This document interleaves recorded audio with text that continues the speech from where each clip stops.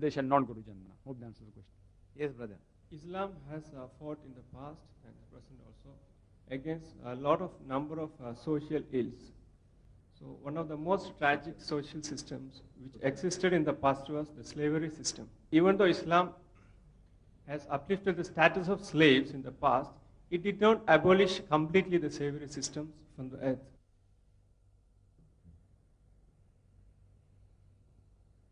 So brother asked a very good question, that Islam has taken away many of the social evils like alcohol, drugs, etc.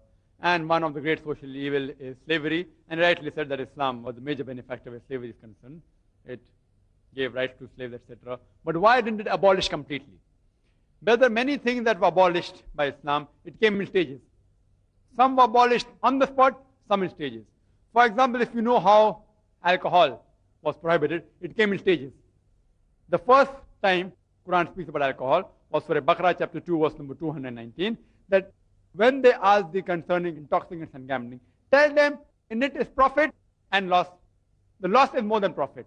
The first verse regarding intoxicants was that in it is more loss and less profit. It didn't ban it completely.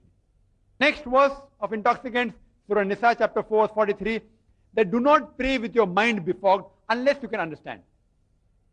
That means while praying, you should not have intoxicants. More restrictions. And the final prohibition came in Surah Ma'idah chapter number 5 verse number 90, which says, Ya ayyuhallazina amanu, O you who believe, innamal khamru wal maisuru, most certainly intoxicants and gambling, wal anzabu wal azlamu, dedication of stones, divination of arrows, rishtum min amali shaitan. These are Satan's handiwork. Fashtanibu lalakum tuflihun. Abstain from this handiwork that you may prosper. After this verse, intoxicants was totally abolished. It was haram for you to have. Now, slavery was very much ingrained in the culture of the Arabs at that time. So, again, the abolition of slavery came in stages. Initially, Allah subhanahu wa ta'ala says that even they are human beings, give them rights. If you have to marry them in mahr, give them freedom, etc., etc., etc., slowly, slowly. But there are various verses saying that free the slaves, etc., help them, give them charity, etc. But there's no direct verse in the Quran itself which totally prohibits.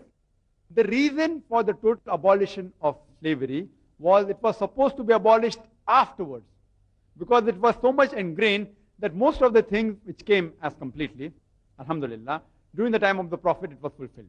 But certain things, if you read scholars, they have given their comments, and they say that this was so much ingrained that Islam set the ball rolling, and the final outcome was supposed to take place maybe a few decades or few years after the death of the beloved Prophet.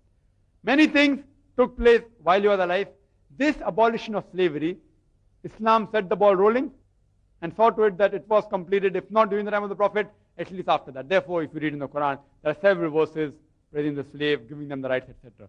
So it was so much ingrained, it was so much there in the society that it was supposed to be stopped maybe a few years after the death of the beloved Prophet. Hope that answers the question.